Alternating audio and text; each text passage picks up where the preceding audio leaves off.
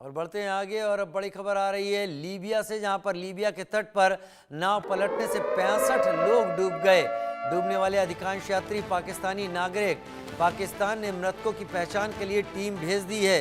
Libya के तट पर पाकिस्तान के ये नागरिक इस नाव में मौजूद थे। 65 के मारे जाने की खबर है जो कि डूब गए हैं, लेकिन नाव में कितने लोग थे ये संख्या अभी सामने आना बाकी है। अधिकांश यात्री डूबने वाले पाकिस्तानी। लीबिया के तट पर प्रवासियों से भरी हुई एक नाव डूब जाने से बड़ा हादसा हुआ। समुद्र में पलटी इस नाव में 65 लोगों के मौजूद होने की खबर। ज्यादातर पाकिस्तान के नागरिक थे। पाकिस्तान के विदेश मंत्रालय ने इस हादसे की पुष्टि कर दी है। हादसे के बाद पाकिस्तानी दूतावास ने अपनी टीम जाविया के अस्पताल में भेज दी है।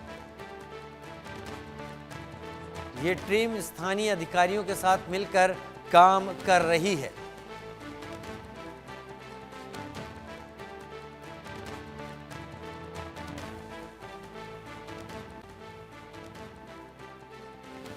लीबिया के तट पर नाव पलटने से 65 लोग डूब गए। अधिकांश पाकिस्तानी बताए जा रहे हैं। पाकिस्तानी प्रवासी थे। तो क्या ये वैध दस्तावेजों के साथ लीबिया पहुंचे थे या फिर अवैध रूप से लीबिया में दाखिल हो रहे थे इस नाव में? इसीलिए क्या वजह थी कि इस नाव में मौजूद लोगों की संख्या इतनी हो गई कि नाव भार नहीं सह पाई और इस समुद्र में पलट गई? आशीष दीक्षित मेरे सहयोगी इस वक्त न्यूज रूम से ज्यादा जानकारी के साथ मेरे साथ इस वक्त जुड़ गए हैं। आशीष, विस्तार से बताएं इस घटना को लेकर। क्या ये लोग अवैध प्रवासी थे? क्या ये लोग वैध तरीके से वहां पर थे? अगर थे तो इस नाव में इतने ज्यादा क्यों थे? मुझे लगता है आप विस्तार देंगे तो पूरी खबर बेहतर तरीके से हम समझेंगे। देखिए, डंकी रूट किसे कहते हैं? शायद इसे ही डंकी रूट कहते हैं, क्योंकि अवैध तरीके से ये लीबिया के थ्रू पहले जाते वो इसके बाद इटली जाने का इनका प्लान था, बताया जा रहा है। क्योंकि लीबिया का जो उत्तर पश्चिम में बंदरगाह है, मर्साडेला बंदरगाह, उस बंदरगाह में इनको पहुंचना था। वहां से ये आगे बढ़ने वाले थे, लेकिन इसी दौरान इनकी नाव पलट जाती है। अब ये नाव पलट जाती है या पलटा दी जाती है, क्योंकि ये रूट बहुत खतरनाक है। और तमाम जो समंदर के रास्ते इटली जाने का जो माध्यम था, जो जरिया था, वो बहुत खतरनाक है। और ये पाकिस्तान से चले लाल सागर होकर, अरब सागर, लाल सागर होते हुए मिस्र के रास्ते से लीबिया जैसे तैसे पहुंच तो गए, लेकिन उसके बाद ये समंदर के रास्ते, क्योंकि बहुत कम रास्ता है समंदर का, उसके बाद फिर इटली पहुंच जाना होता है। तो इस पूरे प्रोसेस में करीब 66 लोग मारे गए हैं। तो बताया जा रहा है कि इसमें से ज्यादातर पाकिस्तानी हैं।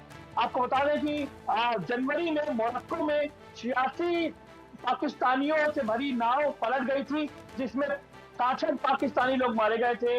एक वो मामला है। और लगातार पाकिस्तान में मानव तस्करी इस तरीके से हो रही, अवैध तरीके से जो तस्करी होती है, और जो कहते हैं ना कबूतरबाजी, जो कबूतरबाजी के जरिए विदेश भेजने के लिए जो फर्में लगी हुई है, जो कंसल्टेंसी लगी हुई है, उस पर पाकिस्तान में एक्शन की बातें कही जा रही हैं, कानून लाए जाने की बात कही जा रही है।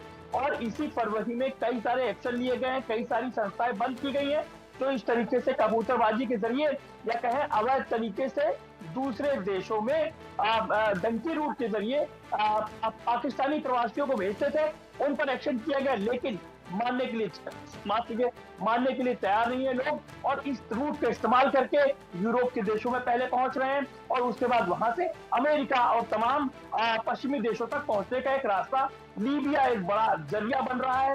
और समंदर के रास्ते बड़ा खतरनाक रास्ता है, लेकिन मानने के लिए तैयार नहीं है। और अब ये नाव पलट गई है या पलटा दी गई है, ये बड़ा सवाल है। नाव पलट गई या पलटा दी गई, ये भी बड़ा सवाल है। आपने बहुत अच्छी लाइन यहाँ पर कही कि ये लोग पहुंचाए जा रहे हैं, क्या तरीका है? क्या पाकिस्तान इस तरीके से अपनी आबादी को डंकी रूट के जरिए खुद ही प्रोत्साहित कर रहा है, जिससे वो दूसरे देशों में जाएं और उसके बाद पाकिस्तान वहां पर अपनी आइडियोलॉजी को भी आगे फैला सके? लेकिन इस हादसे में दुखद बात यह है कि इसमें से अधिकतर की जान चली गई है। देखिए, किस तरीके से तमाम देशों से सभी देश लगभग ये कह चुके हैं कि वो अवैध तरीके से उन देशों में आए लोगों को वापस भेजेंगे और बाहर निकालेंगे, चाहे वो कनाडा हो या फिर अमेरिका हो, चाहे यूरोप में ही क्यों ना देख ली जाए, तमाम देश कह चुके हैं। ऐसे में सख्ती बढ़ती जा रही है, लेकिन जब ये खबरें मीडिया में प्रसारित होती हैं या जैसे इंडिया में जो तस्वीरें आई, क्या वो पाकिस्तान नहीं पहुंची होंगी कि जनवरी में ही एक शख्स ये मैक्सिको के बॉर्डर से अमेरिका पहुंचता, अगले ही महीने इतना खर्चा पानी करने के बाद अगले ही महीने उसको रिपोर्ट कर दिया जाता है बाहर। क्या ये तस्वीरें, ये खबरें क्या पाकिस्तान नहीं पहुंच रही हैं? अगर पहुंच रही है तो कहां से वो हिम्मत आती है कि इतने उबड़ खाबड़ जंगल, उसके बाद सहारा का रेगिस्तान और उसके बाद फिर लीबिया के बाद समंदर का रास्ता, समंदर के रास्ते से खतरा मोल यूरोप पहुंचना, इटली पहुंचना, इटली के बाद फिर पूरे यूरोप में पहुंचना। क्या ये खतरा जानकर भी खतरा मोल लेने के लिए लोग पाकिस्तानी, क्योंकि पाकिस्तान जिस तरीके से भुखमरी है, जिस तरीके से खाने पीने के लाले पड़े हुए हैं और हर कोई मुल्क छोड़कर भागने के लिए तैयार है, जिसके पास पैसा है वो फ्लाइट से यूएई जाता है और फ्लाइट से यूरोप निकल जाता है, उसके बाद वापस मुड़कर देखने का नाम नहीं लेता पाकिस्तान की तरफ। और क्या जिनके पास पैसा नहीं वो इन जहाजों में लगकर जैसे तैसे तमाम उबड़ खाबड़ वन और दुर्गम रास्तों के जरिए यूरोप और अमेरिका पहुंच रहे हैं ताकि खाने पीने का कुछ इंतजाम कर सकें, अपने परिवार के लिए कुछ पैसे भेज सकें। लेकिन ये खतरनाक रास्ता है और इसमें जान जाने का खतरा है और वही होगा कि ये नाव पलटा दी गई है नेवी फोर्सेस द्वारा लीबिया के, ये बड़ा सवाल है।